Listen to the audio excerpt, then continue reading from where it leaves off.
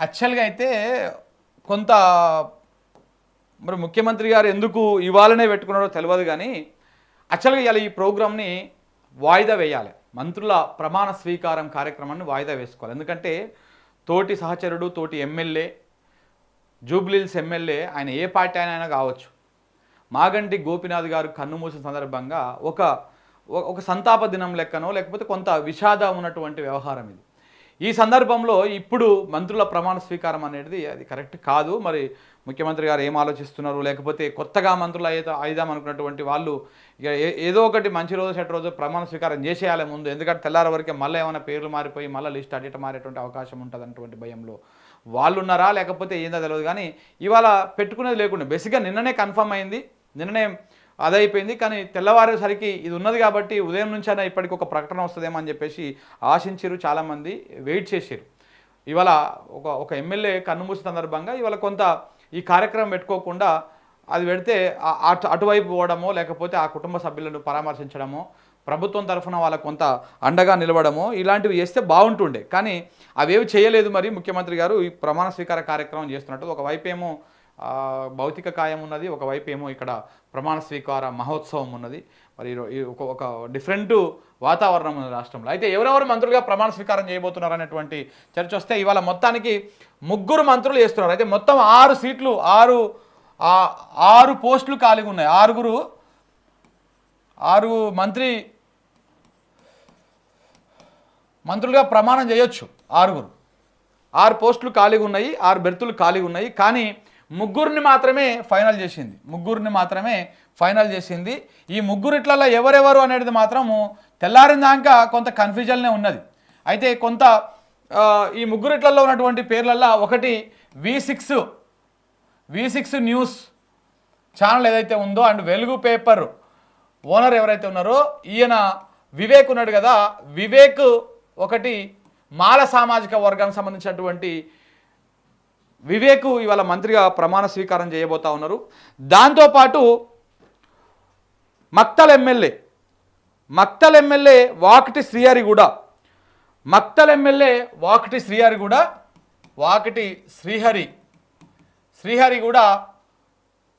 ఆయన కూడా ఇలా మంత్రిగా ప్రమాణ స్వీకారం చేయబోతున్నారు. ఈయననేమో ముదిరాజ్ సామాజిక వర్గానికి సంబంధించినటువంటి బిడ్డ, బీసీ బిడ్డ. ఈయననేమో మాల సామాజిక వర్గం సంబంధించినటువంటి ఒక దళిత బిడ్డ.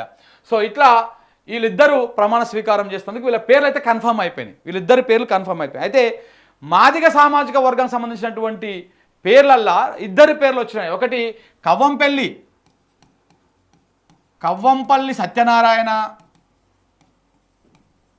ఇంకొకటి అడ్లూరి లక్ష్మణ్ కుమార్.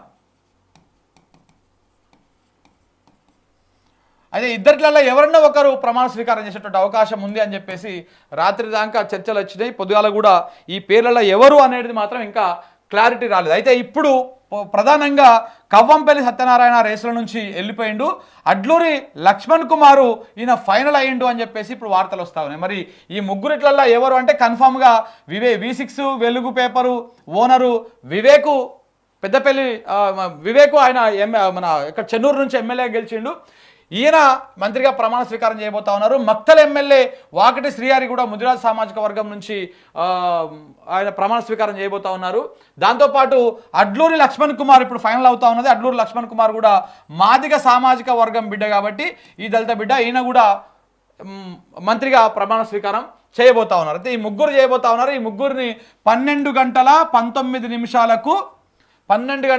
నిమిషాలకు ముహూర్తం పెట్టారు. 12 గంటల 19 నిమిషాలకు రాజ్ భవన్లో గవర్నరు వీళ్ళతోటి ప్రమాణ స్వీకారం చేయిస్తారు. అయితే మంత్రి పదవుల మీద చాలామంది ఆశలు పెట్టుకున్నారు. రంగారెడ్డి నుంచి మల్రెడ్డి రంగారెడ్డి అంటే ఇబ్రహీంపట్నం నియోజకవర్గం నుంచి, రంగారెడ్డి జిల్లా నుంచి మల్రెడ్డి రంగారెడ్డి ఎవరైతే ఉన్నారో ఆయన కూడా చాలా ఆశలు పెట్టుకున్నాడు.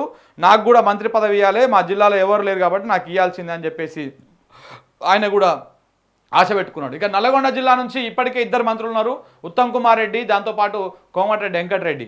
అయితే వీళ్ళతో పాటు మునుగోడు నియోజకవర్గం నుంచి గెలిచినటువంటి కోమటిరెడ్డి రాజగోపాల్ రెడ్డి కూడా నాకు కూడా మంత్రి పదవి ఇవ్వాలి, నేను వచ్చిన తర్వాతనే కాంగ్రెస్ పార్టీకి ఊపు వచ్చింది, నేను వచ్చిన కాబట్టి కాంగ్రెస్ పార్టీ నల్గొండ జిల్లాలో ఇంత ప్రభంజనం సృష్టించింది కాబట్టి నాకు మంత్రి పదవి ఇవ్వాలి, నేను అర్హుణ్ణి అని చెప్పేసి ఆయన ఇప్పటికే అధిష్టానానికి పలుమార్లు, రేవంత్ రెడ్డికి పలుమార్లు ఆయన మొరబెట్టుకోవడం జరిగింది, అభ్యర్థన పెట్టుకోవడం జరిగింది. మరి ఆయన పేరైతే ఇంకా ఇందులో రాలేదు. సో వచ్చేటువంటి అవకాశం ఎవరికి కూడా ఇవ్వలేదు. కేవలము ఇప్పుడు కేవలము మూడే మూడు మాల, మాదిగ, ముదిరాజ్, అంటే ఎస్సీ, బీసీ ఈ 2 సామాజిక వర్గాలకు మాత్రమే మంత్రి పదవులు ఇచ్చిర్రు. సో ఇప్పుడు ఇంకా అందులో మైనార్టీలు, అంటే రేవంత్ రెడ్డి గారి క్యాబినెట్లో మైనార్టీలు ఎవరు లేరు. దాంతోపాటు నిజామాబాద్ నియోజకవర్గం నుంచి కూడా ఎవరు మంత్రులుగా లేరు, ఆదిలాబాద్ నుంచి కూడా ఎవరు లేరు. సో ఇట్లా కొన్ని జిల్లాలలో ఎవరు మంత్రులుగా లేరు. సో వాళ్ళలో కొంతమందికి ఇస్తారని చెప్పేసి ఆశపడ్డారు, కానీ ఎవరికి కూడా మంత్రి పదవులు ఇవ్వలేదు. సో కాబట్టి ఇక్కడ ఓన్లీ మాల సామాజిక వర్గం నుంచి ఒకరికి, మాదిగ సామాజిక వర్గం నుంచి ఒకరికి, ముదిరాజ్ సామాజిక వర్గం నుంచి ప్రధానంగా డిమాండ్ ఉండే ముదిరాజులకు ఎక్కడ కూడా ప్రాధాన్యత ఇస్తలేదు కాంగ్రెస్ పార్టీ. ఇటు ఎంపీ టికెట్లు ఇవ్వలేదు, ఇటు ఎంపీలుగా ఎవరు లేరు, ఈ చట్టసభల్లో ఎవరు లేరు అని చెప్పేసి కొంత డిమాండ్ ఉన్న నేపథ్యంలో మక్తల్ ఎమ్మెల్యేగా ఉన్నటువంటి వాకిటి శ్రీహరి గారికి అక్కడ మంత్రి పదవిగా ఆయనకు అవకాశం ఇచ్చారు.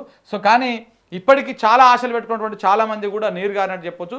నిజామాబాద్ నుంచి సుదర్శన్ రెడ్డి గారి పేరు ప్రధానంగా వినపడింది, రాత్రి కూడా ఆయన పేరు వినపడింది. అయితే 3 మంత్రులతో పాటు ఇంకొక కార్యక్రమం కూడా ఉన్నది, డిప్యూటీ స్పీకర్ను కూడా పెట్టాలన్నటువంటి ఆలోచనలో కూడా ఉన్నట్టు తెలుస్తూ ఉంది. అయితే చంద్రు నాయక్ని డిప్యూటీ స్పీకర్గా పెట్టాలని, లేదనుకుంటే దేవరకొండ ఎమ్మెల్యే ఎవరైతే ఉన్నారో బాలు నాయక్ ఆయనకు కూడా డిప్యూటీ స్పీకర్ ఇవ్వాలని.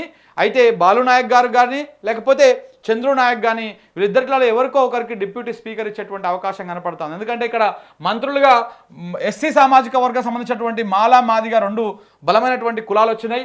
బీసీ సామాజిక వర్గం నుంచి, ముదిరాజ్ సామాజిక వర్గం నుంచి ఒక బలమైనటువంటి కులం వచ్చింది. ఇప్పుడు ఎస్టీ సామాజిక వర్గం సంబంధించి చూస్తే ఇప్పటికే గిరిజన సంబంధించినటువంటి వీళ్ళకి సంబంధించి సీతక్క ఉన్నారు. సో వాళ్ళలో కొంతమంది అది ఉన్నది. బట్ కానీ ఇప్పుడు లంబాడీలకు అన్యాయం జరుగుతుంది అనేటువంటి అభిప్రాయము మొదటి నుంచి ఉన్నది కాంగ్రెస్ పార్టీ మీద. లంబాడీలను అన్యాయం చేస్తూ ఉన్నది లంబాడీ సామాజిక వర్గాలను అని చెప్పేసి.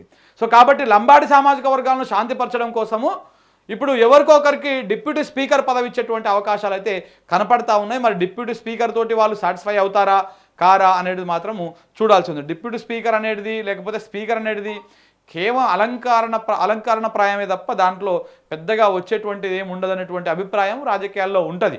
సో స్పీకర్ అయితే ఆయన ఏ రాజకీయం మాట్లాడడానికి ఉండదు, ఏది ఉండదు, కొంత అది ఒక స్తబ్దు వాతావరణం ఉంటుంది రాజకీయంగా, ఎవరి మీద రాజకీయ విమర్శలు చేయలేరు. సో కాబట్టి ఇట్లాంటివన్నీ ఏం చేసినా లోపల నడవాలి వ్యవహారము.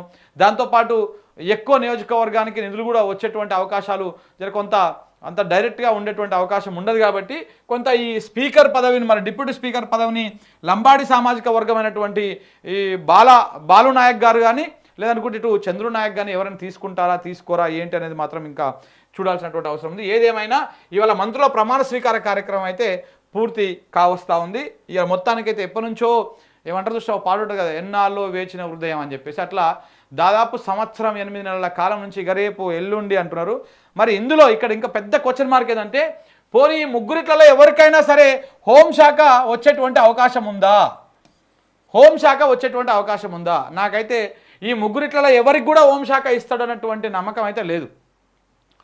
ఒకవేళ ఇస్తే ఆ విద్యాశాఖని లేదనుకుంటే మున్సిపల్ శాఖని ఇంకా మిగతా ఏవైతే ఉన్నాయో ఆ శాఖలని మాత్రమే ఇచ్చేటువంటి అవకాశం ఉన్నది. అయితే ఇంకా కొంతమంది నిన్నటిదాకా కొన్ని వార్తలు కూడా వచ్చినాయి, 2-3 మంత్రులకు ఉద్వాసన కూడా ఉండబోతా ఉంది, వాళ్ళ శాఖలు మార్చబోతా ఉన్నారు అన్నటువంటి ఆ వ్యవహారం కూడా నడిచింది. మరి ఎవరి శాఖకు ఉద్వాసన ఉండబోతుంది అనేది మాత్రం ఇప్పటిదాకైతే ఎలాంటి క్లారిటీ లేదు. ఒకవేళ మంత్రులను తీసేస్తారా అంటే తీసేసేటువంటి అవకాశాలు కూడా కనపడతలేవు. తీసేసేది ఉంటే మంత్రులను ఇంకెక్కువ మందిని తీసుకొచ్చేది ఉండే. ఒకవేళ 1-2 మంత్రివర్గం నుంచి తొలగించాలి అని అనుకున్నప్పుడు ఇక్కడ ఎక్కువ మంది ప్రమాణ స్వీకారం చేసేటువంటి అవకాశం ఉంటుంది. కానీ ఆ రకంగా అయితే లేదు.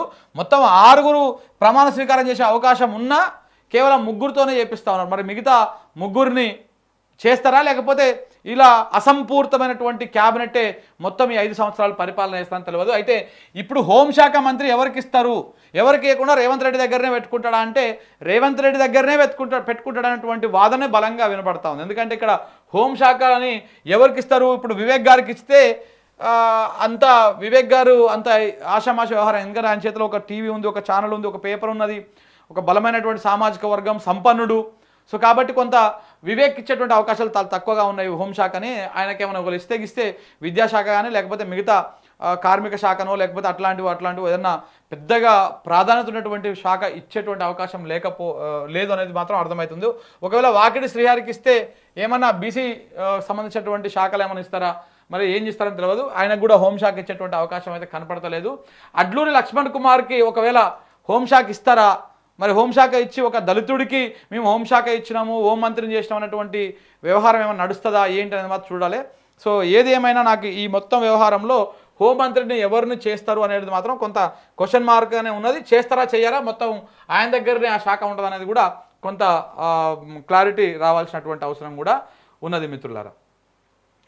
ఇది మంత్రివర్గ క్యాబినెట్కి సంబంధించినటువంటి విస్తరణకు సంబంధించినటువంటి అంశం.